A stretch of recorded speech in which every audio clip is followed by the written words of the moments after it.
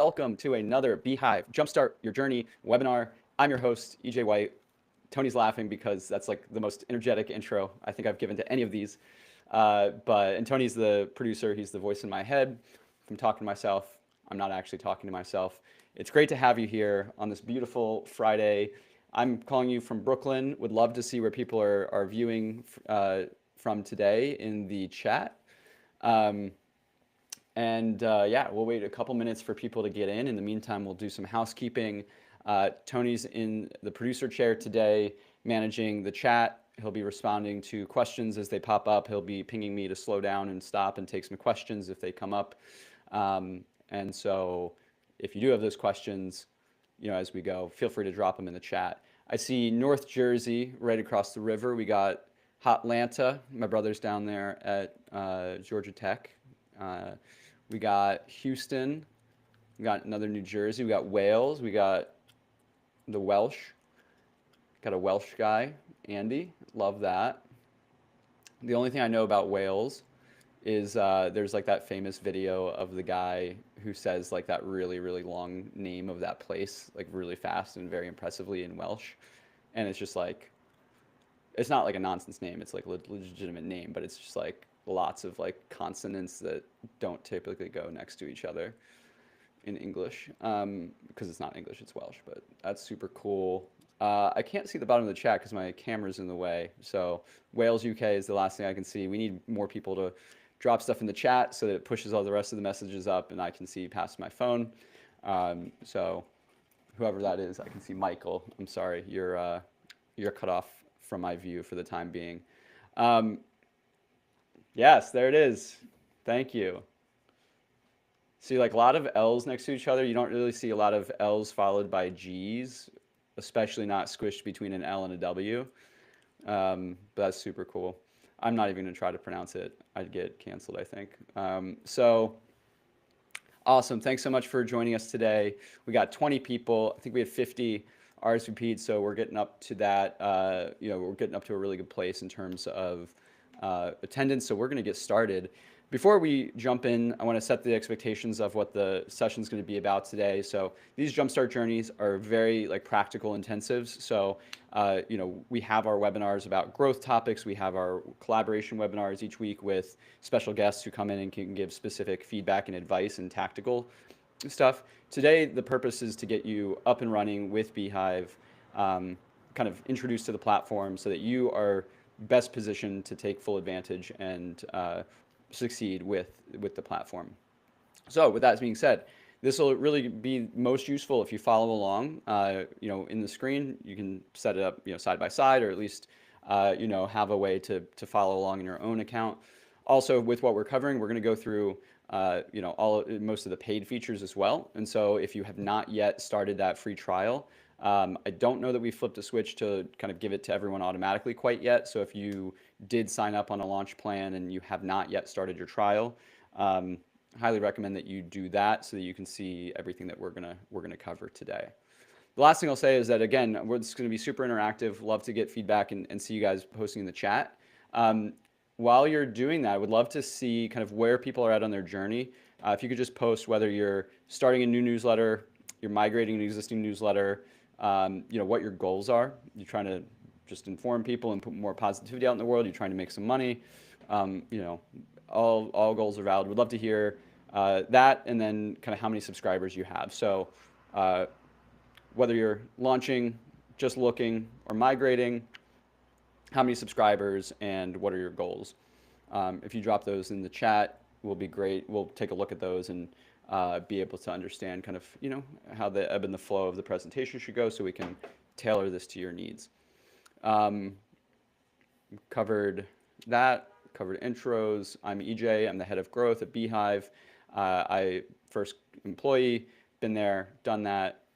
We've had a team now of about 90, so we're growing. We plan to kind of be at the peak of continue to climb our way to the top of this industry. We're kicking butt, taking names, and just, we show up every day. We want it. We're hungry, and we're hungry to serve you guys. We want to be the best because we want to serve the best, give the best tools to our customers and empower you guys to be successful.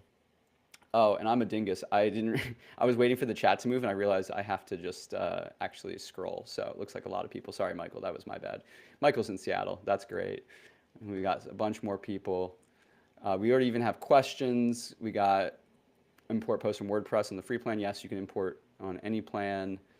Cool. Just starting. So we got Juan is just starting. Chris is just starting. Adriana is just starting. Sheila's moving from MailChimp to beehiiv. Great decision. You're not going to regret it. 20-year blogger moving to newsletter. Amazing. Well, you're in the right place. Beehiiv is a really, really great place for blog content as well. I will say if you have a 20-year domain and you have like 20 years of content, it may be best to not necessarily move that because Google doesn't like kind of those big changes in terms of URLs and hosting structure, but we can definitely serve your newsletter. And if you want to move it, if you're not necessarily concerned about SEO, feel free to move it. But in the meantime, we'll obviously serve you really, really well for your newsletter. And if you do move over, we have the best SEO in the industry out of the box. Got MailChimp, 25,000 loyal subscribers. Congratulations, Anita. That's quite an achievement. Got artists. Okay, this is great. I love the engagement. We got 27 people here right now. This is incredible. We're gonna get started. Just to run through a quick agenda, I'm gonna basically start sharing my screen, and it's gonna basically walk you through this. I'm gonna be working in an account that I've already set up completely. It's a newsletter that I, somewhat run. I don't run it actively.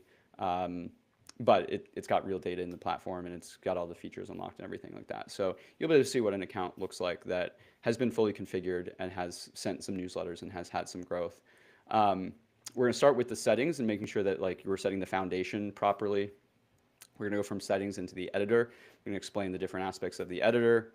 We're going to move from the editor into the sending settings. So once you've written, it's very, very linear. So setting up the account, writing your first post, sending your first post, and then from there we'll go through all of the different features around your audience, your growth, your monetization, and even design. And so with that, I'm going to get started. Before I do get started, do we have any questions that about that intro, about what we're doing? Let's go. I love whoever content is, this nameless person. I love that energy. Let's do it. Let's turn up.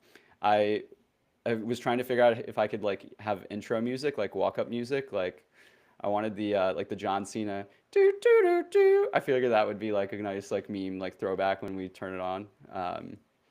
But alas, I'm using my phone as my camera, so I think for Tony's sake that's a good thing. But I was gonna like hold it up to the microphone and get the trumpets going, but we'll have to wait on that. Cool.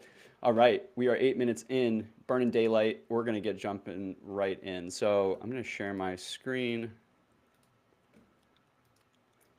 I don't know what it is. Maybe it's we had a nice little team dinner last night, but I am feeling the energy. I'm feeling good. This is like it's got a good energy about today's session. So I think this was gonna be like one of the Hall of Fame sessions. I don't want to jinx that though, so knock on wood there. But I think you guys are part of something special today. You guys are certainly something part of special, just being on beehiiv. So when you get into your account, this is probably super familiar. All of you have been into an account. When you log in, this is what you're going to see. This just gives you a quick overview of everything that you kind of are doing in your account. So active subscribers, overall open rate, and overall click-through rate based on this drop-down over time. So I'm going to move it to all time just so you can see a little bit more data.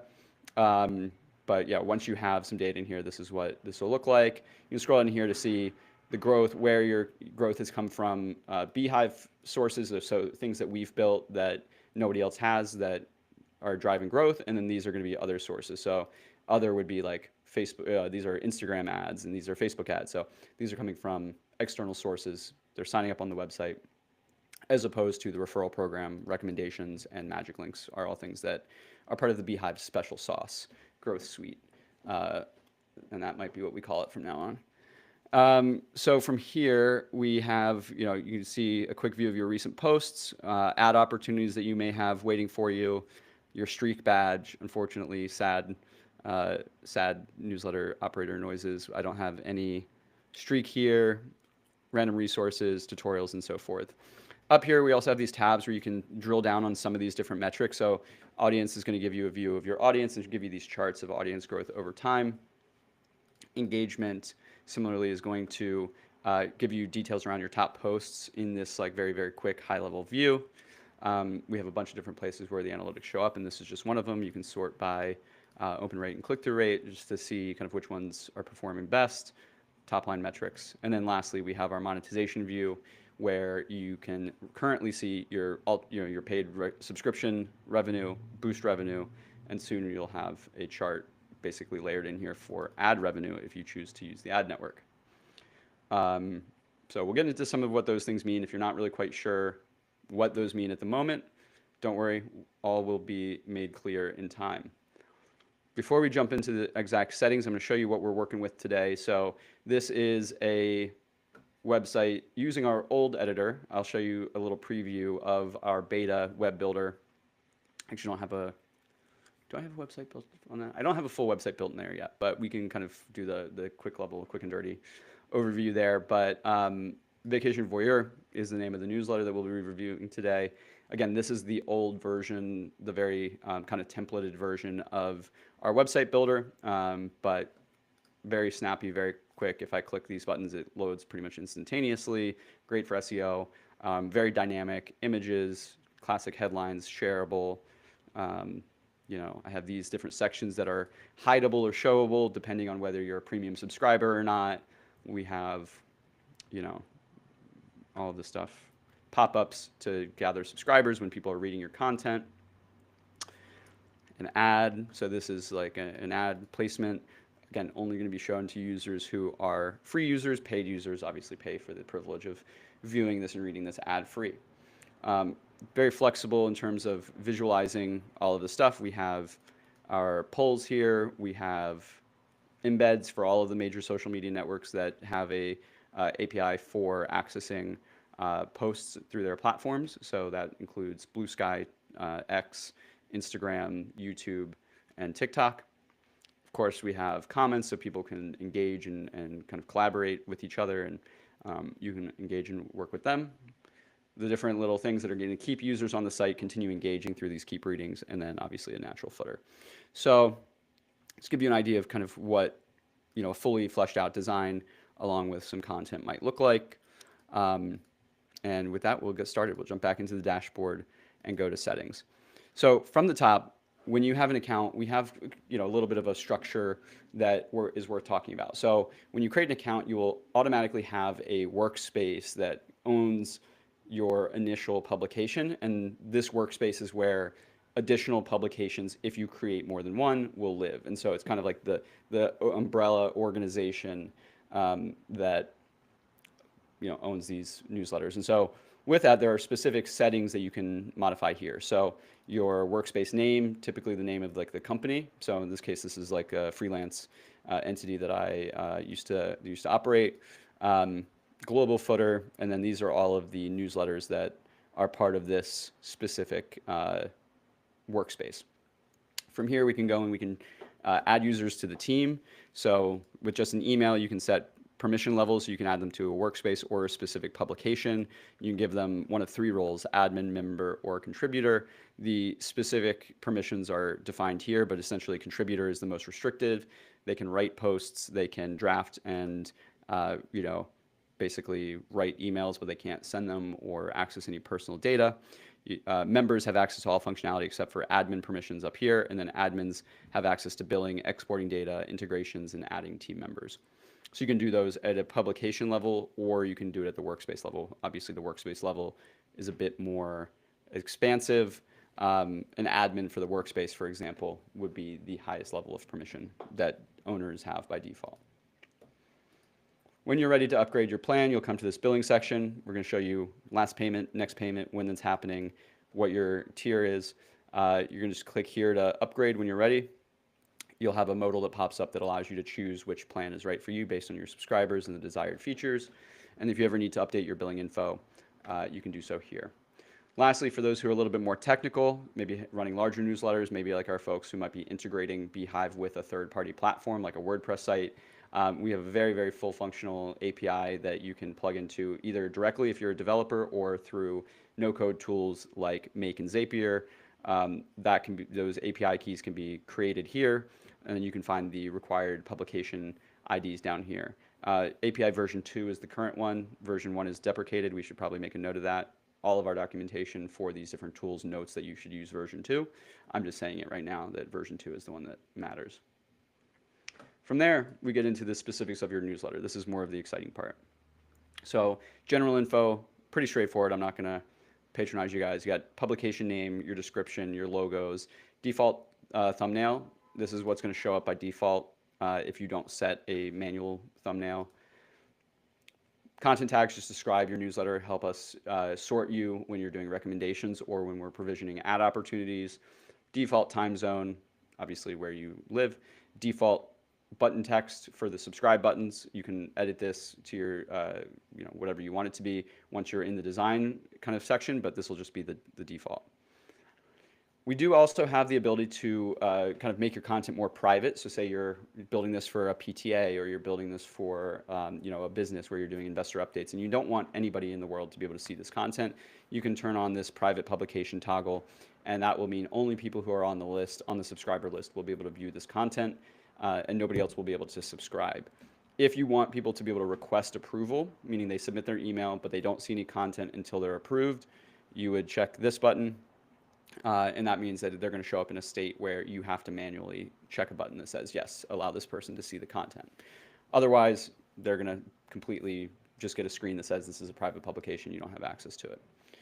Under private branding, if you are on our max plan, we do give the ability to toggle this, which removes those powered by beehiiv badges. Lastly, on these settings, if you are more marketing minded, we have the ability to basically set defaults for these UTM parameters. These are just tracking parameters that get deployed on the website version of your publication posts. If you have something you want to put here that's kind of more specific, you can. By default, for all users, these are turned on and using best practices filled with defaults, in this case being your publication website URL, and then the UTM medium being newsletter, and the campaign being the URL-friendly version of your post name. Cool. Just checking the chat real quick. Throwback Gaming, we will get to that. I'm not going to get into the specifics of how to do that. We have, but I will show kind of some of the like, I'm not going to do a tutorial on like how to make that specific interaction, but like I will show kind of how those things work. And cool, we'll get moving. So next up is the email settings. So here you're going to set your sender name. So this is when somebody's in the inbox, this is what they're going to see in Gmail or Apple Mail or whatever they're using. Reply to address allows you to set an address where if they reply to the email, this is where it goes. Email footer details, again, this is just very similar to what we showed at the workspace level, but if you do want to make specifics for the email, you can. By default, this will be your workspace settings. Lastly, there's a couple different preset emails that you can modify here. One is the default welcome email that's accessible to all users. We do have a additional way to set like welcome emails through our automations tool. So if you do plan on being on the launch plan long-term or until you reach the limits, you may want to set up a welcome email here. If you do plan on upgrading, you may want to just start in the automation section, but everybody has the ability to set a autoresponder for when users subscribe for the first time. To edit this email, you'll just click configure the welcome email. It'll take you into an editor. You can flip this switch. Double opt-in is another popular concept within email marketing. It basically is going to provide users with the opportunity to actively click a button to confirm their subscription to your email list. If you don't want to turn this off, you can just flip this toggle right here. If you do want double opt-in on, which results in generally a cleaner list and a more engaged audience at the expense of some growth, because some people just won't respond to it, you can turn that on here, and the opt-in email that they receive with the button that says click here to confirm your subscription, you can edit right here. The smart nudge option here is in response to allowing people to be able to like just nudge them. The users who don't click that confirmation button, smart nudge will send them an additional reminder 48 hours after their initial subscription if they have not clicked that active button. It's just a one-time thing. If they've ignored both of those opt-in emails, then they're considered going to be pending indefinitely and will not be added to your list because they have not actively opted in. And that's only if you have this toggle checked on. Somebody asked about importing WordPress content. You're going to do that under this content import tab here. We support automated imports for these 4 platforms. If you click other, it'll tell you that we don't yet have access to those. But if you're coming from Substack, MailChimp, WordPress, or Ghost, you can just click one button and pull all your content in. Similarly, by default, you'll have an option to import subscribers. By default, you have 10. By completing a verification, an automated verification, you can expand that from 10 to 10,000. If, for example, you're like Anita and you need more than 10,000, you need 25,000, there's a form here where you can submit a little bit of information and our team will review it in a very, very timely manner and, as appropriate, raise that import limit. This is a security feature to make sure that spammers can't just come in and upload their lists and hit and run. If you want to, this will show you your list of historical imports. If you ever want to leave for any reason, we don't hold your data hostage. You can export everything, your subscribers, your posts. You control all of your payments data through your Stripe account. We don't set up a Stripe account for you that you are stuck with us. Everything is completely portable. You can take it wherever you want. You can bring it, take it, all good there. Very popular option here, setting up your custom domain.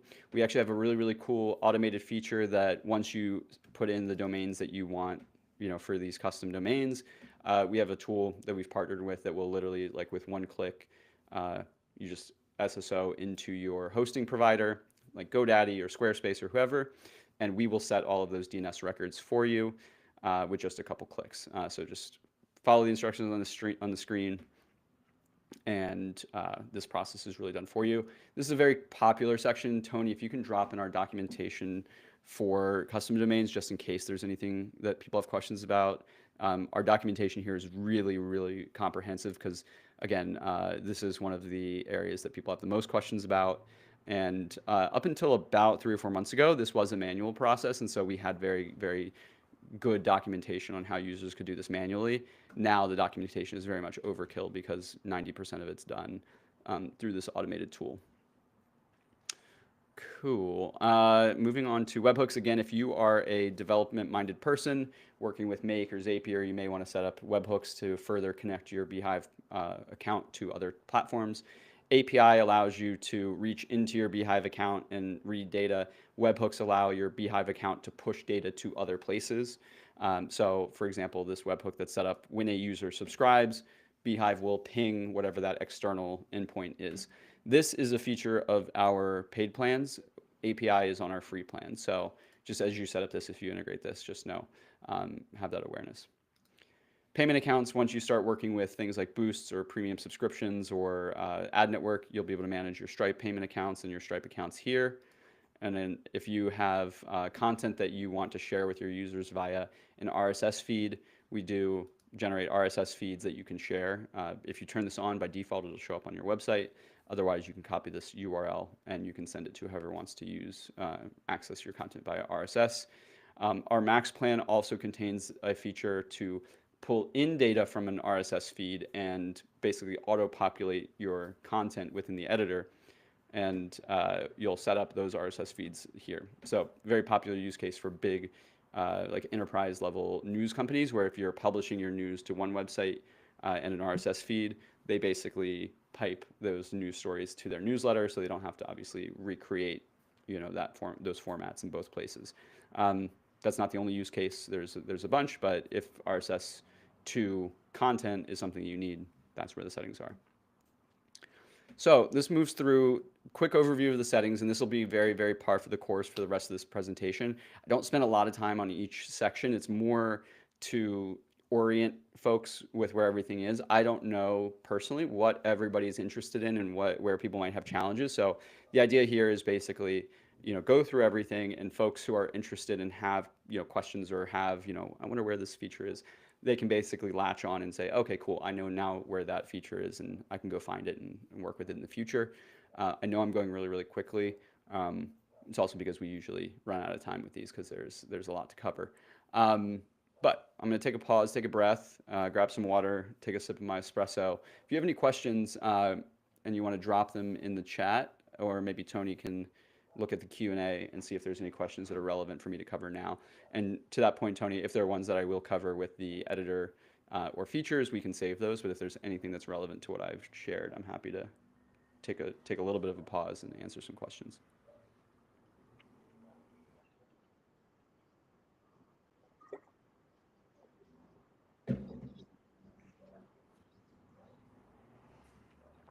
Understood. So I'm told that there's a good number of very, very specific questions about, like, I don't know, specific interactions that people are having. Within the platform, if you come up here to this help button, it's just app.beehiiv.com/help. This is where a lot of our documentation lives, as well as the ability to create a ticket for our live support if you're either on that free trial or on a paid plan. So if you do have something that requires a real, live person, live support, you can do this. They respond very, very quickly. Otherwise, we have our AI chatbot, our knowledge base, which basically is like our documentation of the entire platform. We have our blog, webinars. This is our newsletter operators course, our glossary if you're confused about maybe you see a term that you're not sure about, our product updates, the different features we've added, and whether we are up or not in terms of, if there's any outages. So basically, we spend a lot of time, a lot of time creating content. We have 10 writers who are publishing articles every single day, sometimes multiple times a day. We have a full-time guy who builds the tutorials for us on our YouTube channel. We have, I do these webinars weekly. I do usually like 3 a week, and the other folks on our team do 2 others. So usually we're doing like 3 to 5 a week. There's an ability, if there's a term that's not included here, you can submit it and we'll get you a definition. There's a lot of value here. Again, our CEO publishes these product updates. We launch features every 2 weeks or so. We've never gone more than 4 weeks. Sometimes it's been as often as once a week, every week. So, and we've kept up that pace for the last 3+ years. I think 38 months we've been around. So you can continue to expect that level of service and performance. So worth also noting, I guess, here, some of these items up here. So before we move into the actual editor itself, we did cover the dashboard. We have the help button up here. This globe icon will take you to your website. This is how I got there a few minutes ago when I wanted to show you the website. We have this notifications bell that'll just show you some of the things that you may want to know, things like ad placements, like when ad offers are available to you, we'll show them here. The other thing is when we have things like boosts, like a boost offer has been, extended or something like that. I wonder why that's happening. It might be because I'm on my admin account. Either way, that's where those notifications are. If you want to edit your personal info, so you can come here, you can edit, add your personal socials. You can add a little bio and first name, last name, and an image. These are what power your like author byline widget, which we'll cover in a minute when we see that in the editor. Account security, this is where you can change passwords and whatnot.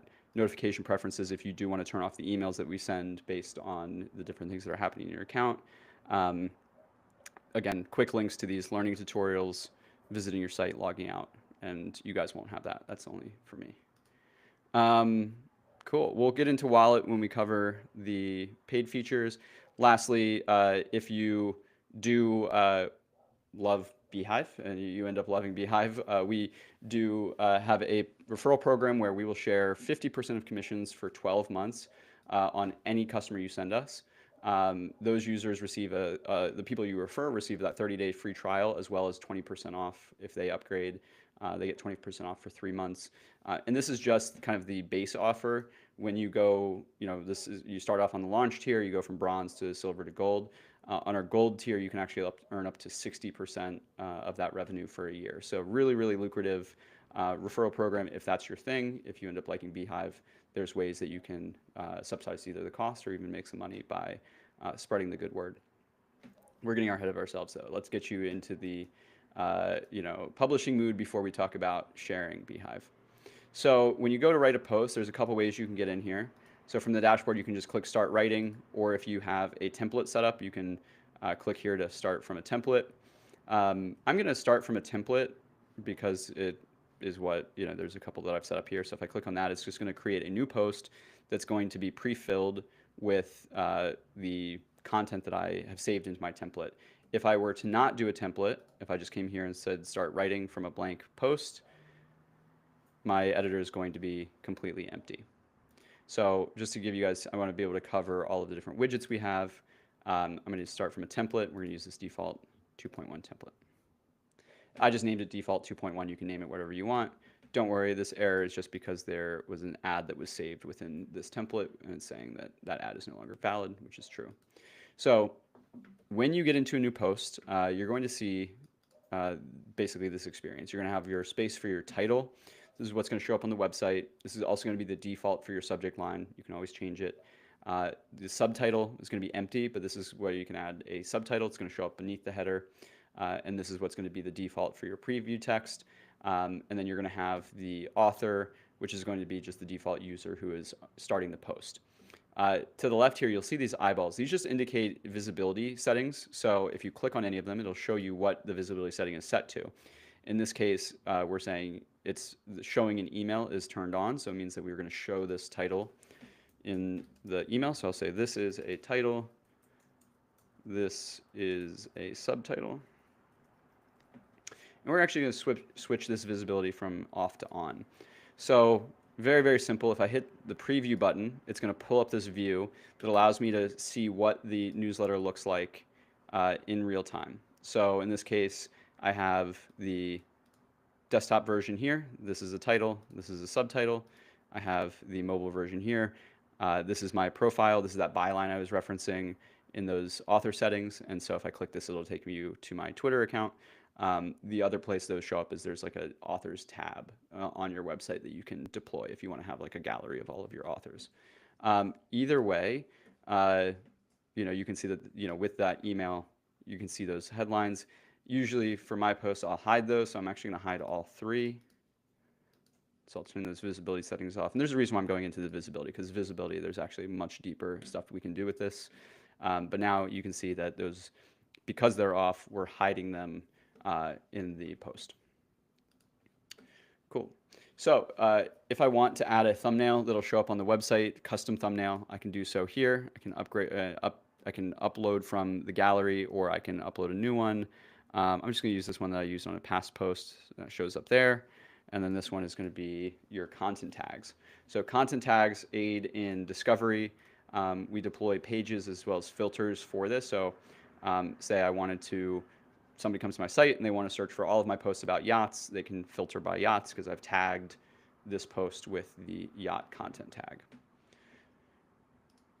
And that's how we set up kind of the intro or the beginning of a post, and then we're ready to start writing. So from there, what we can do is we jump into, actually I'm going to delete this ad section just because that is no longer relevant. We can jump into the editor, and you can see the type / to browse options, and I'm going to do that. So when I hit / it's going to pull up this widget palette, and this is going to show you all of the different widgets that you can use. I'm not going to go into all of them. Many of them are fairly self-explanatory. We'll show you what those look like in a few minutes when we get to the design lab, but basically you have all of the different things you can deploy with one click into your newsletter right here. So if you want to do embeds for social media, you can do that.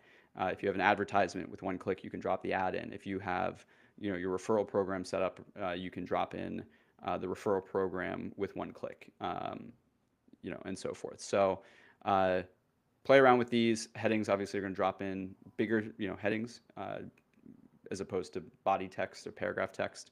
And then most of these are more or less like styling things. So yeah, we can just start writing. So I'll do like heading, that I hit the / which opens the palette. And then if I start typing, it's going to actually filter this list. So I can really quickly get to that heading that I want. So this is a heading. This is some text. So as we scroll down, we see, I've dropped an image here. I have our table of contents widget right here. This is actually just an image within a section. So sections allow you to group widgets together. We had a question about sections, so I'll cover this just real quick. In this case, we have an image that I dropped in here, and I've grouped it within a section of text up here. So these are together. And the value is that if I come over here to this menu, I can actually change the visual settings of the section, which allows me to create really interesting visual experiences. In this case, I added a border on the top and the bottom, and that border color is black. I was able to also change the background from it's normally like that cream color to white. So you may be looking at this and asking yourself, wow, this looks kind of plain. There doesn't really seem to be much styling here. Like, what's going on? That's because when we launched the company, we made the deliberate decision with our design system to separate the visual design from the actual drafting process. One of the things that we experienced before starting the company with all of these email tools is that often you are writing the content at the same time as designing the content. And so if you're coming from something like MailChimp, this is very common where it's like you have just the entire thing, you see it as it is, and while you're writing, you may be messing with the padding, and then you come back and then you've written more and that messes up something else. And so the way that we've designed this, because newsletters tend to be commonly very long form, and we're a newsletter first platform, we've actually separated the design from the actual writing experience. So the editor itself, you're just going to be adding the content, and then in our design settings, this is where you're going to be adding all of the styling, and those get combined when it comes to generating the preview and when you actually send. So in this case, if we're looking at the email, we can look at desktop first. In this case, let's look at it on the web. So this is web, desktop. We can see here that this is that. The background is white. We have the border, and then these are just like, different. This is just a link, so I have the link set so that it's this color. But essentially, you can see with those very simple visibility settings, we can create these visually interesting experiences. So again, if I scroll down, I wanted to pull attention to this ad widget as well. So again, I set the background I used a section to add some text to the ad widget. So above the ad widget, group them all in a section, and then set the settings specifically. We can also, within those menus, make visibility settings specifically for different platforms and different placements. So if you want some element to only show up in the email and not on web, you can do that here. And that's what I did in this case. I have one version that shows up in the email, and I have this other version that shows up only on the web. I also have another two versions that show up only on email and only on web, but only to free or only to paid subscribers. So in this case, with these 4 different widgets, which I was very easily able to make by just clicking the duplicate button, I can create, by sending one email, unique experiences for people on web, people on the email, people who are on my free plan, and people who are on my paid plan. And so just demonstrates the kind of the flexibility of those experiences that you can create. Instead of having to send 4 different emails or editing a web page versus editing the email, our design system plus our editor tools allowed you to create these very, very robust experiences. So that is just a very high level intro into visibility settings, visual settings. So yeah, I mean, there's so much more. I could do an entire session on the editor itself, but just take a look around and play around. The key point is, if this sounds kind of complex and confusing, is to really start simple and kind of become more advanced through addition. So just write content with what you're comfortable with, and then if you get to a point where you feel like you want to make something a little bit more complex, experiment with it. You don't have to go from 0 to 100 immediately, but I do like to display kind of what is possible down the road.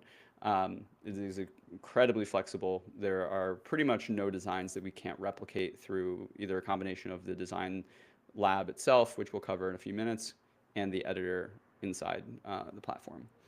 So outside of the actual content experience, you have a couple of these buttons up here. One, I mentioned SEO before. We have the ability to place backlinks to your archive of content very, very easily. So the way you do that would be 2 of these square brackets opens up this. It's going to give you access to your list of posts, and you can just drop them in, edit the backlink, and you're good to go. If you, we'll get into what custom tags are, but if you're collecting custom data about your users, you can actually insert that and customize your newsletter with these curly braces. 2 of them will open the tag. You add the name of the custom tag here, a pipe, which is the vertical icon, the pipe, is then able to define like a default. So we can say friend and then close it with 2 curly braces. So I could say something like hi, and I collect first name, but then I can default it to friend if I don't have their first name. So I go to the preview, I can actually simulate subscribers. So this is going to be showing me what the web version is going to look like to my free subscribers. Let's see what the email is going to look like, for example, if I send it to myself. So I send it to myself. Because I've collected my own name, it's going to say hi EJ instead of hi friend. But by default, it says hi friend. So just a very simple way that you can use custom tags to personalize emails. There's a million different ways you can do it, but that's the simplest one. If you are working with a team, we also have a very, very robust supports for collaboration. So if you highlight anything in the editor, you have this icon right here. You can actually leave a content or a comment, just like Google Sheets or Google Docs. If you hit the button, it'll show you a list of your teammates. If you tag them, it'll email them, let them know that there's a comment waiting for them. Once I drop a comment, I can either access it. It shows that it's a comment because it's underlined here, and then I get the notification up here. I can view them in this pane. I can resolve them. I can reply to them. I can delete them, everything you would expect. The next item here is your version history. So again, just like Google Docs, if you feel like there's, you write something and you rewrite it completely and you realize, wait, I went in the wrong direction, I hate it, you can come to this version history and you'll be able to see those past versions of the newsletter that you wrote. If you ever want to revert those changes, if you have like a freelancer or something who doesn't do the right thing, you can always come back, you select the right version, you see the preview here, and then you just hit the restore button to get it back. Once you have a great template that you like, if you don't want to start from scratch every time, sometimes duplicating past posts can be annoying because it's going to pull in the same settings as you had for that previous send. You can actually save your posts as a template, which is what I did at the beginning where I used like the default 2.1, default 2.2. You can do that by naming your template here and then hitting the save button. Lastly, the settings are going to take us to the your newsletter design lab. And so what this is going to do is going to show you a visualization of all of the different elements that are accessible within the newsletter with your current settings. And so you can kind of get a visualization of what your newsletter will look like from the email side of things, not on the web side, because the web is a separate design system. But this is your email newsletter. By accessing the different elements here in this menu, you can come in and edit those. So if I wanted to edit the button, I can just find one of these button elements. Say instead of making them orange, I want to make them black. I change it to black. It's going to change to black here. I can see what it looks like. Easy peasy. Cool. So that's the editor itself. We have a ton of comments since I scrolled down last. Producer Tony, before I move on to, I'm actually going to be in that same view. Before I move on to the actual sending settings, what are some of the questions that I should address that maybe you haven't tackled yet, or is there anything that I should address? Oh, you're muted, by the way.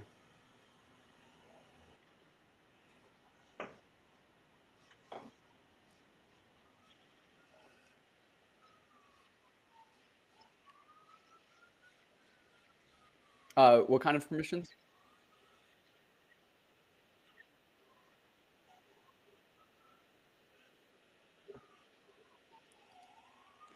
Yeah, so again, that's going to be under so the question is kind of some questions around user permissions. Again, that's going to be under the settings tab, under your team settings for your workspace. A second, it always takes a little long because I'm streaming. There we go. Under team, you're going to come in here and just invite new user. Again, you can set the permission levels. They explain exactly the permissions that users will have. Why am I frozen? Okay, I'm no longer frozen. Good. Sorry if you guys can hear that siren.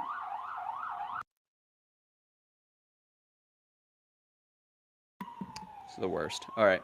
So this is where you set the permissions. You can choose what role you want. Again, contributors, they can just edit a post.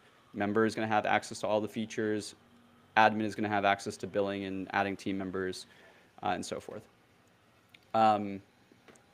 Cool. Where did I get that hat? My girlfriend is from Finland, and it's a traditional Finnish hat that she had in her room that I put on one night and really liked it, and it's super warm and comfy. Um, cool replay. Yes, Brian, a replay of this. All of these sessions are recorded and accessible on our blog, which Tony's already taken care of. I'm being redundant. Okay, cool. Sweet. All right, moving on. If we go back to our post, so we've drafted a post, we're ready to send. So now we're going to go through this process of sending an email. We're going to hit next, which is going to take us to the next step of the thing. Again, we're ignoring this because this is just on my account because I have an ad that I saved as a template. Go away. I'll get that to reload, sorry. Actually, I was already here. Perfect. All right. So next, audience tab. This is where you're going to set who you want to deliver your post to and where you want it posted. So I mentioned at the beginning, we also, like our platform is a newsletter first platform for delivering high performance, dynamic, high engagement newsletters. But as part of that, we're all about facilitating the growth of your content. And so that's why we have the website and we have the web side of things. If you are publishing content via an email, the only people who can see that content are the people who receive that email. And so in order to have that content be accessible after you send the email the first time, we allow you to also have a version of it hosted on the web. This means that you can share it on socials, you can be discovered by search engines and into perpetuity, etc. This is something that we've invested heavily in and are by far in the newsletter space the leaders. There's no other email platform that has, even in the current form of this web builder, nearly as powerful tools as us. And actually, yesterday we launched in beta our full web builder, which competes with companies like Webflow, Wix, those sorts of things, Card, and by far will soon be the most powerful web builder in the market once we get it out of beta and develop it a little bit. But essentially, that's why we have both here. We are a newsletter platform, but we're all about the holistic uses that our users take, which tend to be creators, businesses who are trying to not just send emails, but also trying to build digital audiences. So from here, you can select who you want your post to go to. If you want it to go only to email, you would, under the email tab, select your audience. If you want it to go only to the web and not to any email subscribers, you would uncheck those and only click these. If you have premium subscriptions set up, you can then define like whether they should go to premium subscribers. Most of the time, you'll basically check all of these boxes, and this is going to basically send to all free subscribers, all paying subscribers, post to the web to all free subscribers, and post to the web to all premium subscribers. The other common use case is if you are running a premium newsletter or a paid newsletter, say that your users, who get the premium version get their email, they get an extra email on like Sundays or something like that. You would come in here and all you would do is just uncheck the free subscribers button here and the free subscribers button here. And now when you send this, it's going to go to a much smaller crowd, only your paying users. You might be thinking about the web version. If somebody comes to the web version and it's a paid only post, they're going to get a paywall that says you must pay to access this content or log in. And if they are a premium user, they can just log in and they'll have full access. If they are a free user, they will be prompted to upgrade to access it. So we have a full upgrade flow and tools to basically manage that process that we'll get into at the very end. But you'll be taken care of there. Moving from audience to email, because we've selected email as one of the media that we want to send it over, we'll have settings here. This is where you can set your subject line. So if I change this to gobbledygook, then if I'm like, that's a terrible subject line, I can actually hit this button and it'll just reset to my initial post title.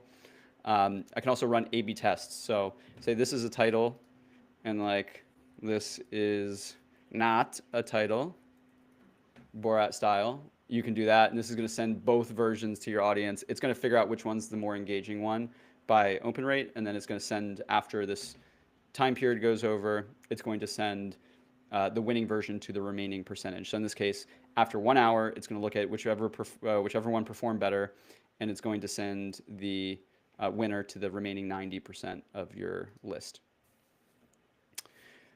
Here we can choose to whether we want to show the social share buttons on the email, as well as the like and comments button on the email. So these are turned off for me by default. So if I go to the preview and I look at my email, we'll just look at the one on mobile, they're turned off.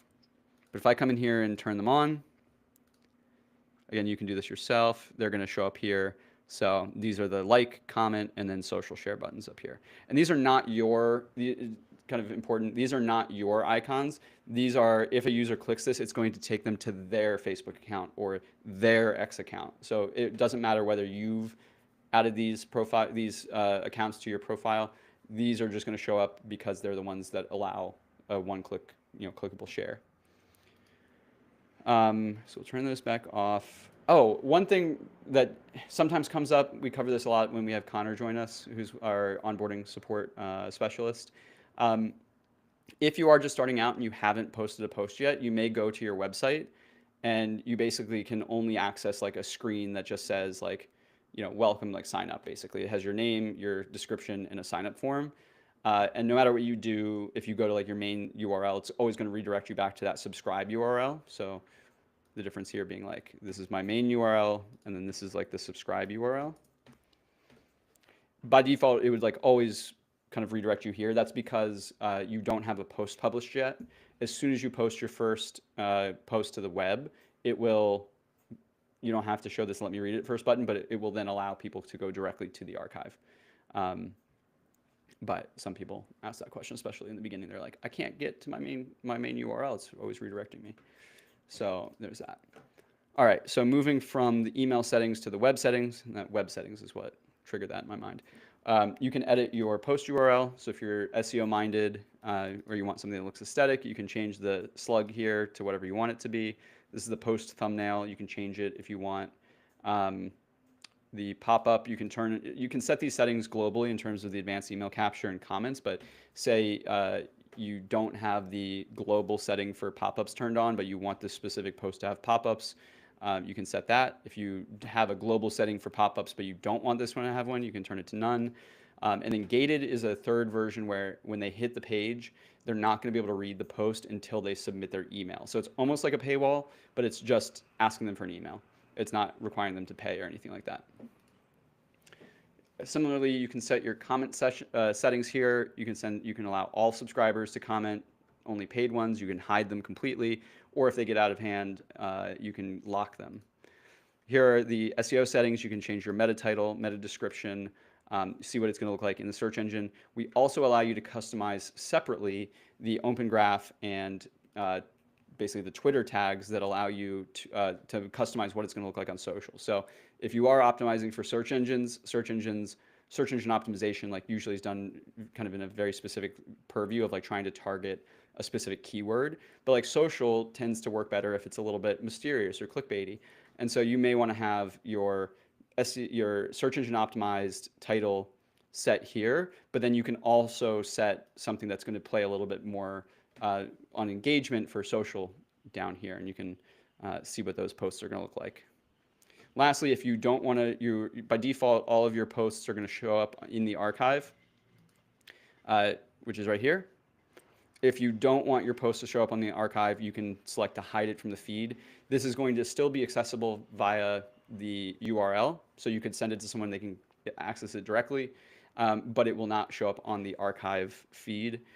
Similarly, kind of the opposite of that is if you want to feature it, we showed here my featured posts, you can feature it so it's going to get that like premium placement before the rest of your archive. From here, we're ready to review. The next button is going to just take us to the settings. It's going to say, hey, we're publishing to email and web. This is who we're sending it to. This is the post title, description, and whatnot, settings around visibility. And then you may want to, before you do the final send a draft to a friend, a superior. Just this is going to allow you to, copy and send it to anybody. They'll be able to see the web version, exactly how it'll appear to the public before you publish.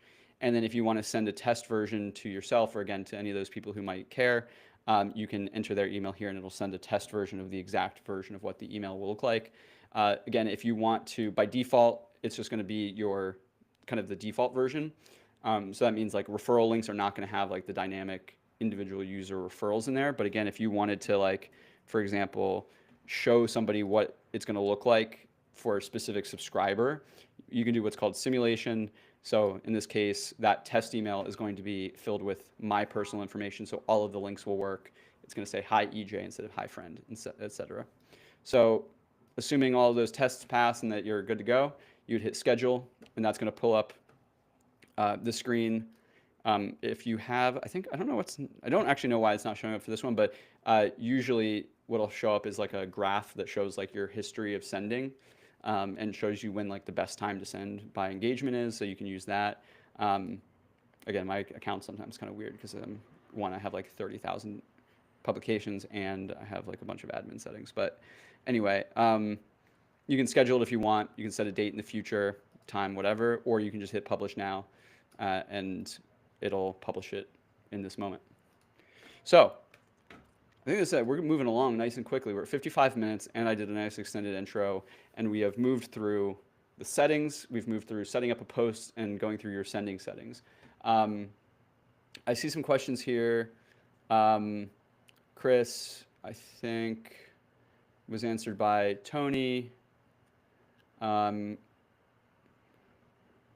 Producer Brain, yep.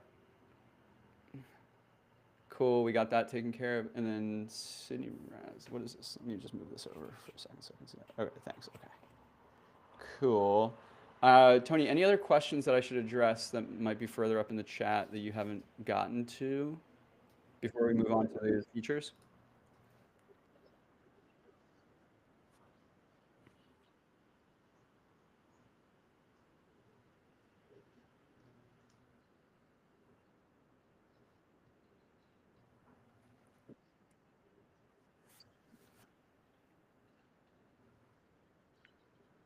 They want to create a website from scratch?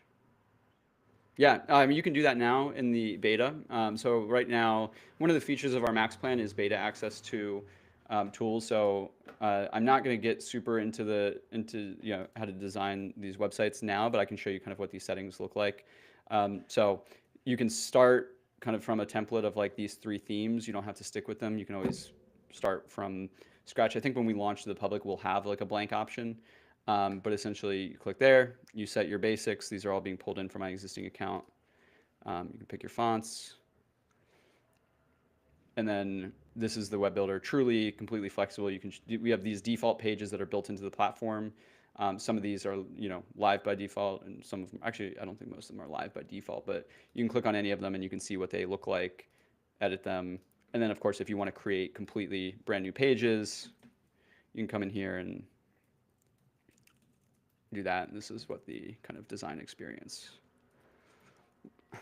Oh, because I'm trying to do the slash, even though the slash will be created by default. Okay, so for a new page completely from scratch, you have basically this builder where you can come in and you can add sections. We're going to say, okay, if a section, we want to have like a container in the section. Now we want to put like a image inside there. We have the settings over here. It's very, very, very much like a true website builder. And of course, again, you don't have to build your entire site with these like blank page tools. If you want to, you can, but the big reason you would use these specific pages is like if you have like a landing page that you want to create that is independent from the rest of the, like that's not a built-in one. So if you have like a lead magnet or something, you can build in these pages that you can build true like funnel-like experiences.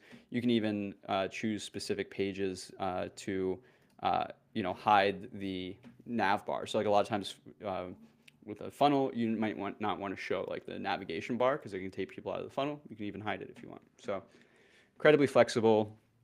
Really, really cool. This is just like got dummy data for now.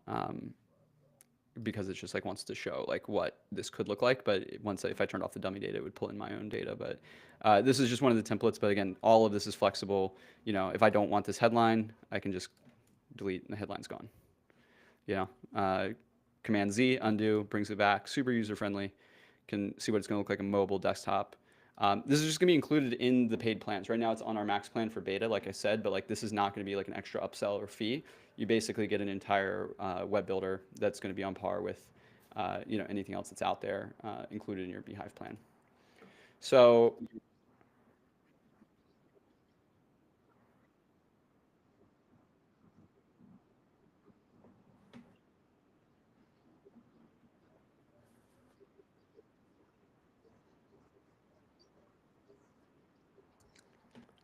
Yeah, so the question, so I'm getting two questions. One is about, I actually forget the first question. The second question was struggling with growth early on.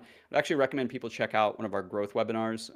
We actually go through all of the stuff, but it really comes down to if you're starting out from scratch and never started a newsletter before, the only thing that matters is finding that content market fit, which is not too terribly different than like product market fit. If you read up on like startups or anything, you can just Google product market fit. It's the exact same process. You're understanding and figuring out what content matches which audience and how do I find each of those things. So if you have like if you're an experienced writer and you have a very specific voice, how do I find the audience? Where does the audience that's going to appreciate that voice live?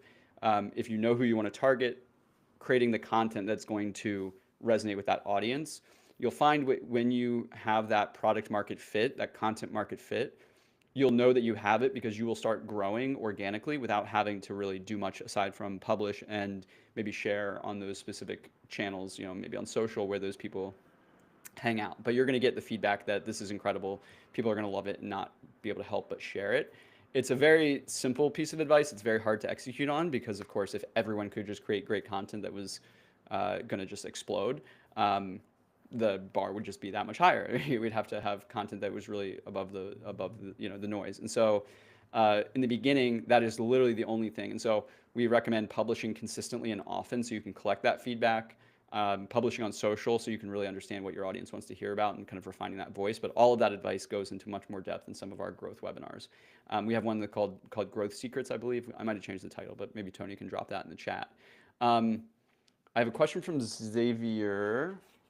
Is it still not possible to create a custom page with a boost form for a newsletter you're promoting, then redirect the user after filling out their email to a different website? You can do that now, and you can do that with the new landing pages. The custom page with a boost form, you would have a custom page. You'd use our third party. You'd use the form widget. Somebody lands on the page. The widget pops up. You would have a redirect with that widget that would take them wherever you want to go. That's been available probably now for, well, I don't know. I mean, if you're in this presentation, you're probably new. Oh, you're coming from YouTube, so not necessarily. I'm sorry, I didn't mean to share that. You might be an existing long-time user, so yeah, you'd be able to do that. Cool. So we're gonna move to the specific features away from posts and now into like our different widgets here. So under audience, we have subscribers, segments, automations, polls, surveys, and subscribe forms. So your subscribers view is going to show you your subscribers. And so by default, you'll be able to see their status. Active means subscribed, inactive means unsubscribed, any tags you've assigned, their tier. So if you have a premium or paid publication, paid subscription, you'll see free versus premium, when they subscribed, and how they subscribe to your newsletter. If I click into this user, which is just me, it's going to show you a bunch of data about the user, how you acquire them. I know that's not showing up yet. I'm just talking over when it loads. It's going to show you their history of any interactions they've taken with your newsletter, with posts that you've sent. So in this case, subscribe date. It's going to show all this data, where they came from, all of this stuff, any custom fields I've created about them, and we'll get into exactly what those are in just a minute. But how they've interacted with posts, automations, polls, referrals, any random like administrative emails, different events in terms of upgrades, downgrades, etc., and their billing information. And of course, it's going to show you their top line metrics. If you want to do anything with them, we have this menu where you can unsubscribe them, delete them, send them a password reset, add them to an automation, and grant them complimentary paid access. Oops. Go back. And again, if I go back to the subscribers page, I can see there's subscribers, custom fields, tags, and preferences. I won't get into preferences here because they're a little bit more of an advanced feature that's not typically used by people who are just starting out. But if you need a preference center in terms of like you want people to be able to get, you send daily, but you want people to opt out to be receiving only once a week, that'd be a use of the preference center. Tony can drop that documentation. As far as custom fields go, this is where you'd collect personal information. So if you want something like a first name, last name, I use this in my subscribe survey, so I can use that data for advertisers. But this is just going to be where you go here and create a custom field, a bunch of different data types, name it, and then you can use that in in surveys, and you can access them in segmentation to filter your audience. You can also use them within the newsletter to personalize. Segmentation is super powerful. It's a way you can basically take your overall list and separate it and break it into smaller lists that you can use for analytics or sending. So in this case, I have these lists that are made called Instagram subs. These are all users that came from Instagram. I can see their performance to ensure that like my paid acquisitions are performing as well as they should be. If I click in here, it's going to zoom in a little bit so I'm not exposing PII. All right, so when you go here, basically you can see the performance of this specific audience, and if I go to configure, you can see the settings that I did to set this up. So I'm not going to go into tons of detail. This is a very, very powerful feature. In terms of the conditions that you can use, it's literally any interaction that they've had with the newsletter. But in this case, I said I want to use the UTM source and medium to identify Instagram users and create a segment from that. And perhaps we can drop the documentation to segmentation there. Automations I also mentioned automations earlier is creating a welcome series. So if you do want more emails than just one autoresponder, you would use automations for that. Similar to segmentation, automations is an infinitely customizable tool. You can trigger automations based on virtually any interaction a user takes within beehiiv, and using our API to automation feature, you could literally have somebody enter an automation using any kind of external tool as well.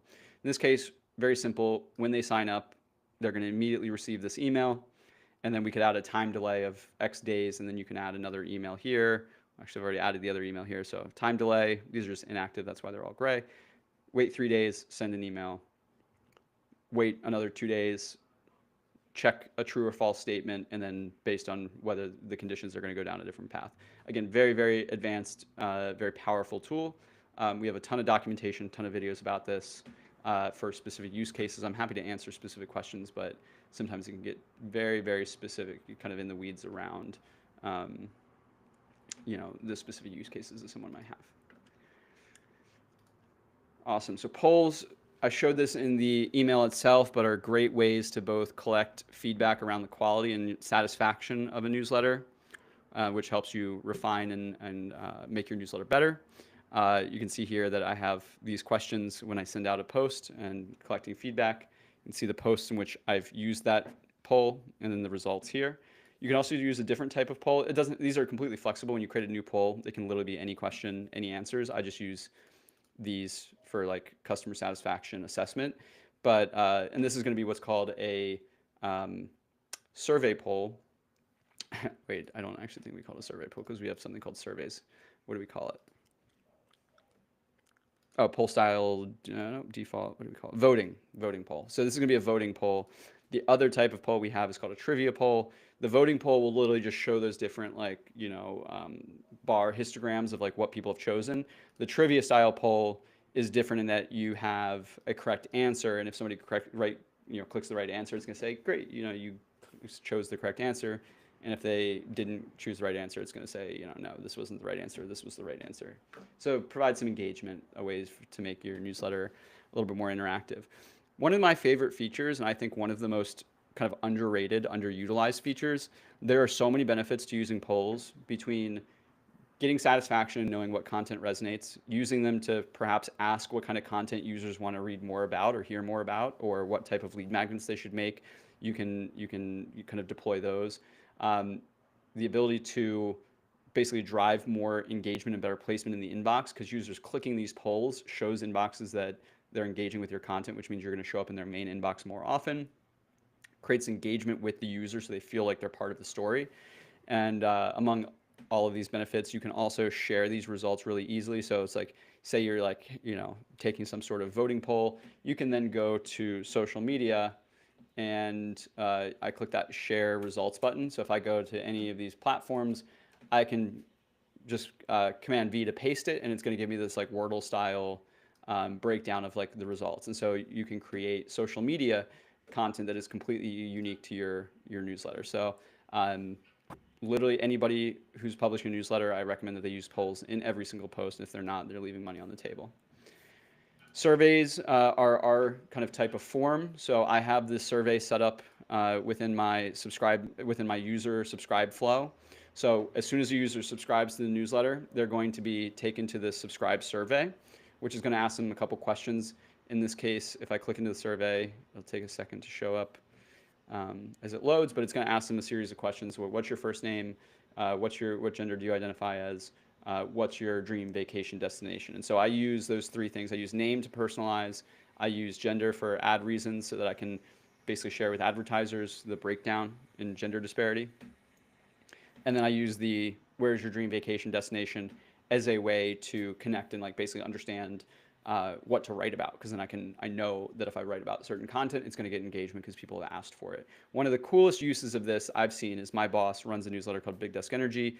He basically asks in the survey, what is something you want to have achieved looking back? If you look back in a year, what is something you want to have achieved? And he then sets it in an automation that basically says, hey, a year ago I asked like what you want to achieve. I'd love to hear whether you achieve that goal or not. And it actually has the goal. It's like a year ago you said you wanted to, and it has that, what they typed in. I'm curious if you have achieved that goal, and then invites them to literally personally respond back to him. And it's such a powerful thing. It creates this sense of like engagement, and people will literally respond back and saying, incredibly, yes, it was the hardest thing I've ever done, but I achieved this big goal. And it's just such a really, really powerful thing that makes it feel very, very personal. So that's a way to kind of combine surveys with automations to create some really, really cool experiences. So exiting here, moving to subscribe forms. If you have a third-party site and you want to, embed it, you want to collect subscribers on your third-party website, you can use any of these embed form styles. This one's the most popular, the Slim Embed. This allows users to type their email in, and you can collect their emails directly in beehiiv. No need for the API, no need for webhooks or Maker Zapier.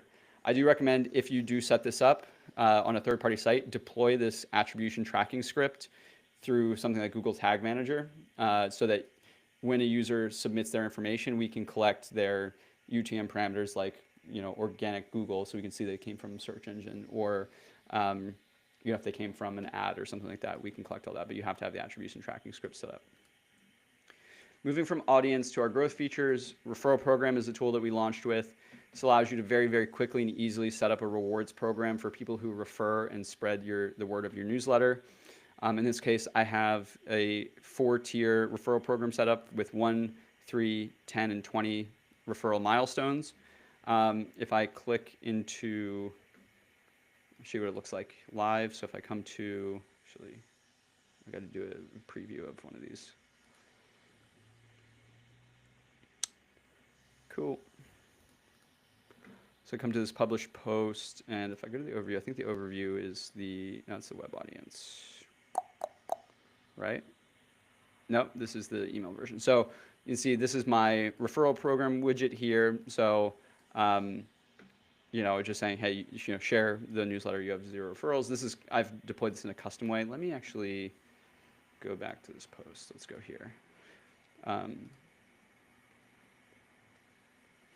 So that was a custom implementation, just using content, custom fields to do it. But by default, if you use like the referral program widget, if I go to preview,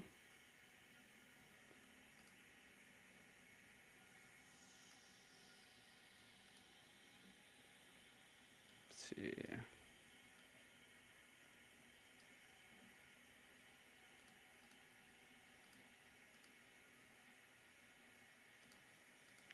Oh, because I have it set. I had that setting set to premium subscribers. So let's see. Come on.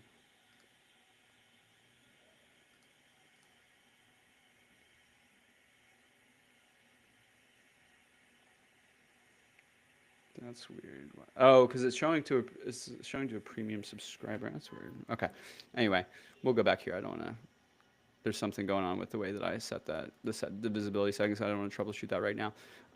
But either way, if I go to the growth settings and back to referral program, I can just jump in here and show you what it looks like. So if I come in here, I have this image that basically cycles through all of the different rewards. So when a user receives the email, it'll say, you have 0 referrals. You are 1 away from receiving a year of premium access. And then if they have two, it says you have two referrals. You are one away from receiving a sticker, and so forth. And so we make it really, really easy to deploy that. Very easy to manage this. Once you start getting people doing referrals, you have this fulfillment tab. So if you have physical products that you need to mail, it tells you who these users need to go to. When somebody hits a milestone, it'll send them an email saying, hey, congratulations, you've hit this milestone. It's a great way to basically say, hey, in order to get your thing, I need you to send me your address.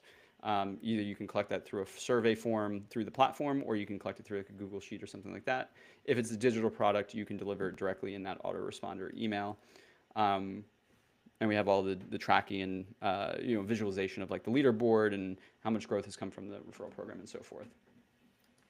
Similar to some other platforms, we have a recommendations tool. So within this interface, you can come in and find other newsletters that may be similar to yours and recommend them. These are organic recommendations, and so these are just, you're not going to get any credit, like rewards for them, but it's great for adding value to your subscribers and showing some connection within the community. These are the ones that I am referring, so you can see that this Air Traveler Club, I've referred 92 subscribers. If I click on this tab to see who's recommending me, I can see that this newsletter, Own the Watch, has referred 4 to me. It's a great way to kind of build community, free source of subscribers. This is going to pop up, this recommendation feature pops up after a user subscribes. So if I come here and subscribe, I'll show you some of these, the flow. We're going to see this recommendation widget. So you can see where it says sponsored. These are actually going to be sponsored recommendations through our Boosts tool. And then below here where you don't see the sponsor button, these are actually the organic ones. And so a user can subscribe to all of them by checking this checking this button, or they can subscribe to specific ones by choosing specific options there.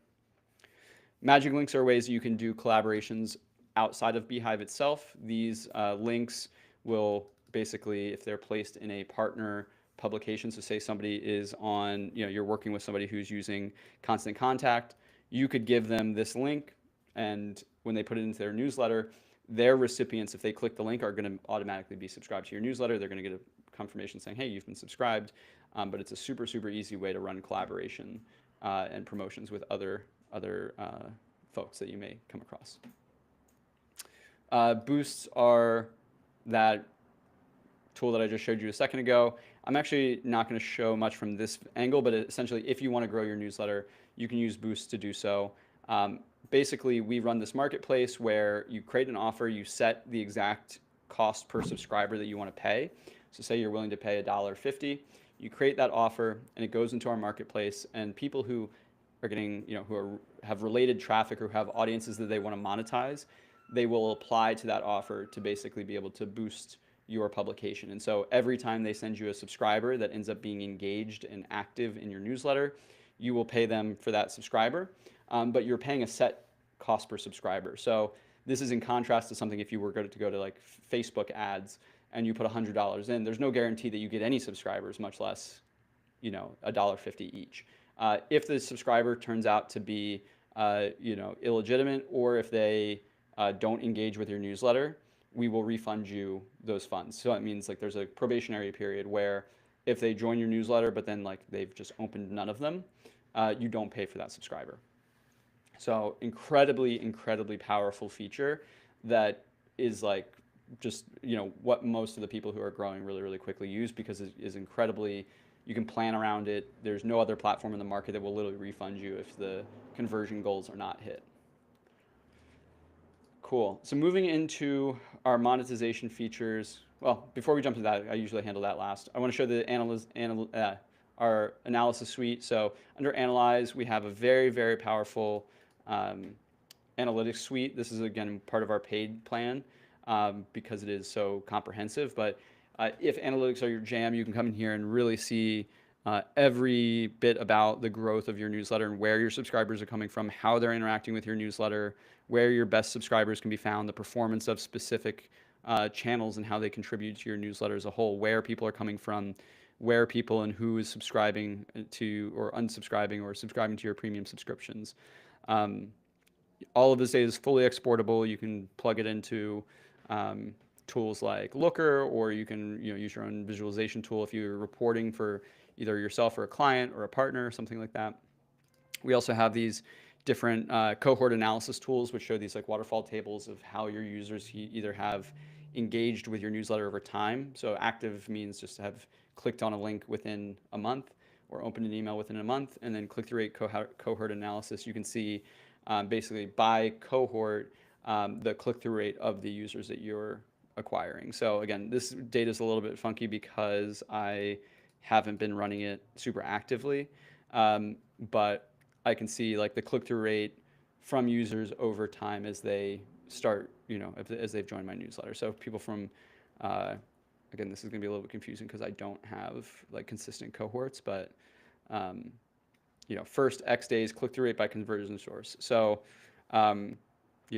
you can see based on the first 30 days, my Instagram traffic, I have a click-through rate of 5%, for example, 92 opens and 5 clicks. That means when I acquire somebody from Instagram within the first 30 days, I'm generally going to have 92 opens, 5 clicks, which is a 5% click-through rate. You can see that performance is a bit worse than some of my other channels because it's a paid channel. Usually paid performs a little bit worse than organic. We have similar reports for posts as well as clicks. I'm not going to spend a lot of time here because we're coming up on time in just a few minutes, but you can see how your different posts are performing across a plethora of different metrics and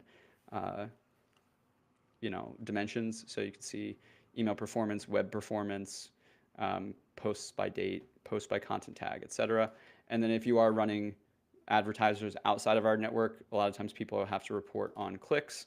For something like that, you can come in here and you can view click reports of, which URLs have been, clicked the most, the click-through rates, etc. So in the last 5 minutes or so, I'm going to cover our paid features. So within our ads platform, we actually have, I have one right in here right now that I can show you. We have the ability for you to run ads that our sales team finds without doing any extra work. It's just included in your subscription. You get paid real money when you run these based on, in this case, this would be a cost per click basis, but essentially when you have an ad offer, it's going to show up just like this. I can click into here to view the details. This is going to be mock-ups of the different versions of the ad that I can publish in my newsletter. It's going to say who the advertiser is, give me a link to go view them to make sure that they're cool. The cost per click, so I'd get paid $1 for every click. I can estimate my payout based on a couple different metrics around click-through rate. And then it's going to tell me when I have to run this ad. So I have to run it just sometime in January. And so to accept this, I would have to basically choose a date when I would want to send it and confirm it, lock it in, and then I've accepted the ad. Once I've run an ad, you'll see this on the reports tab. You can see how many clicks, how many opens, etc., and then your payments if you have clicks from those. Cool. Oh, I think that we'll go back. That is not a feature that is public yet. Cool. So that is, we'll go back. There we go. That is ads. Boosts, this is going to be the other side of the marketplace. So we viewed the grow side before, but if I go into this explore offers tab, I can see the Boost marketplace offer. So this is my boss's newsletter. He's willing to pay $2 per subscriber on the web, or if you send out an email that contains this boost, he's willing to pay up to $128 per send. And so that means like if you send out a newsletter with that boost inside of it at a $2 cost per subscriber, he's willing to pay essentially for 64 subscribers per send. So if you send more, you're basically getting a lower CPA. If you send fewer, you're just going to get paid that flat $2 per subscriber rate. But you can view by these different categories, countries. You can see who he's trying to target. And so if you find one that you are interested in, you can click here to apply. You want to explain like why your newsletter is a good fit, why you're interested. It usually helps if you have a sending history that's compelling to say that you're building a real audience and so forth. And you send that submission, they get a ping saying, hey, time to review some applications. If they accept you, that is when your offer then shows up on that subscribe screen that we saw earlier. But you can see there's lots of, there's literally hundreds, there might even be thousands, but you can basically explore those. And lastly, paid subscriptions allow you to run premium content through your newsletter. We've seen a couple different examples of this already through this presentation, but essentially I have a paid tier here that is $199 per month or $19.99 per year. That lives, actually I'll just finish up that subscribe series. So go here, I'm gonna not subscribe to anyone. This is the subscriber flow that I described earlier. So I do the recommendations and boosts. This is the survey. I'm just going to do EJ. I've already filled this out a million times, but I think I always say Tokyo here. And then after the survey, it's going to take you to, if you have a premium subscription and if you turn it on, the option for basically upselling users to your premium plan. So that's what this looks like here. This is the screen. It's at the upgrade page here. You can just find it anytime there. Say maybe later. And then if you are running multiple newsletters of your own, you can have a screen where you say, hey, you might also be interested in signing up for these other newsletters. And then that's the end of the subscribe flow. I have people redirect back to the home page, but you can actually send them anywhere that you want. But just finishing out that experience, you could see basically the offer for that premium subscription. You can create offers around like promotions. You can say, 1 year for free. You can say 7-day trial if you pay for a year, etc. You can create any kind of scheme that you want there. We do have those paywalls within the platform to promote your newsletter. So you can have like intro content, and then you can put a paywall so only premium subscribers can keep reading. It's going to give everyone else a warning to sign up in order to keep reading. You can, if you have users who are trialing, they can trial without a credit card to make it easier to convert them. In this case, they would want to get an upsell email to say, hey, add your credit card. You can give away complimentary access. We showed kind of that button to assign complimentary access earlier. There's just so much you can do. This is a product that's very, very fully functional, competes with companies like Patreon and Memberful, and it comes built into your newsletter subscription. There is no fee on any of these subscriptions, 0. It's just you pay your fee, one flat fee, and you can make as much money. If you make $1 million with your premium subscriptions, we take 0%. It doesn't matter. So really, really compelling offer. We're one of the few that operates like that. That really brings us to the end of the presentation, having covered those monetization tools. We have a few minutes. I'm going to rely on Tony here to kind of triage some of the questions. And I will move my camera over a little bit so I can see the chat. If you have any questions that have come up in the last couple minutes, drop them in the chat and I can address those. Otherwise, I will wait for Tony to give me a queued up. Actually, he probably drops them in our private chat potentially.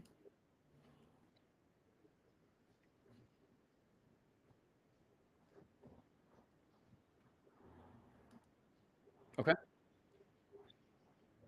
Yeah, sounds good. So Tony says he's been doing a great job of triaging the questions in the chat. I believe him 100%. He's the best producer, so I know he's been super helpful there. If you guys have questions, please drop them in the chat now. Yeah.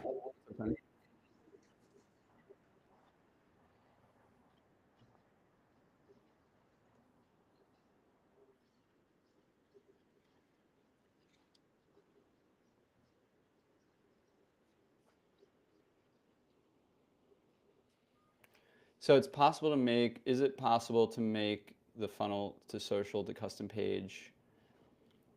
Let me see if I can actually find this in the chat with Xavier. Let's see. Yeah, let's see. Where I got a lot from content. Looks like you even have some great stuff. Okay, Xavier's. I'm not sure on that one, so I'm coming closer. Is it possible to make the funnel to social to custom page to visitor fills out boost form, not your newsletter? Xavier, I'm happy to stay on longer and address it. I'm not completely understanding the specifics of like kind of what you're describing in that chat. So if we can be more specific, would you say, okay. While I'm waiting for that, Juan is saying, what would you say the best way is to get some outreach if you don't have any subscribers to import?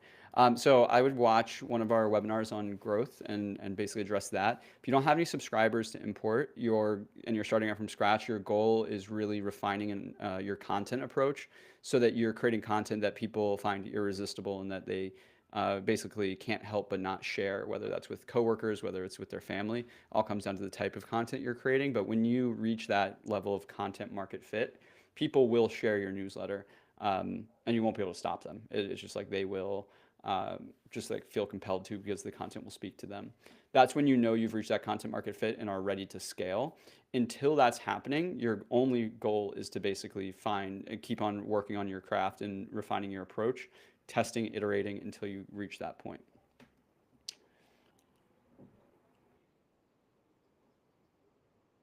Oh yeah, we do have a call in 1 minute, so I won't be able to stay too long. Xavier, if you want to email me, if anybody wants to email me, it's ej@beehiiv.com. I'm happy to take any questions. The one thing I do recommend, this is not part of our free trial, but our paid plan comes with access to what's called the Hive, which is our premium community. It's nearly 3,500 active paying publishing beehiiv users. It's one of the most valuable places to be in terms of getting your, just interacting with people who are also newsletter publishers. We have channels for tips around monetization, growth, design. You can coordinate cross promotions. You can email 101 if you're new to the email space. There's like 20 different channels. There's dozens, if not hundreds, of messages all day, every day. And it's free. It's not an add-on. It comes with your premium subscription. So at the end of your trial, if you're on the fence, it's definitely worth it if you found this useful, because there's advice like this that's being handed around all the time from other users, from our team interacts in there as well. So I would recommend that. If you have any questions about anything we discussed today, please feel free to email me at ej@beehiiv.com. If it's a technical challenge you're facing, aside from Xavier, who apparently already talked to support, if you have a technical issue, the first place to go is that help channel.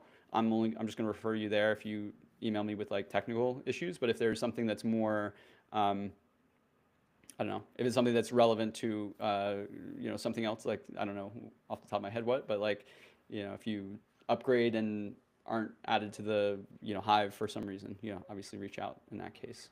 I can help you out. But yeah, Xavier, anybody reach out to me, ej@beehiiv.com. Always happy to chat or at least push you in the right direction. Thank you so much for spending your time with us today. It means the world to us. We wouldn't be here without you.